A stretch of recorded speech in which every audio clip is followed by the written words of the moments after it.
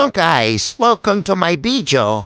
Nagpunta pala kami dito sa Burnham Fort sa Baguio. Halos mga 2 hours may din ang biyahe mula Binmalay to Baguio.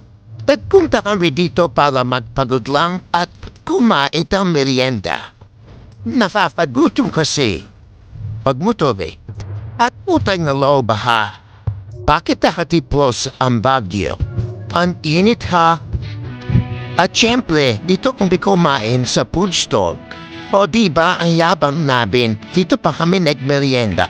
Pagkatapos namin kumain, shopping naman ng mga donya. Sige lang, lamo lang. Huwag kayo maiyak. Shopping na. Kayo maiyak, pasok mo kayo sa stall, tignan niyo lahat ang tignan, bilhin niyo lahat ang bilhin. Huwag kayong titigil na katiubos yung pera niyo. Go! Alam niyo ba na, isang oras lang na titigal namin dito, mas mahaba pa yung biyahe namin. Papunta at saka pauwi. Grabe, ang nalakas ang tignan to ha. Probably muscle tick. Siyempre, lives go on. Kaya, enjoy ng lagi. Go!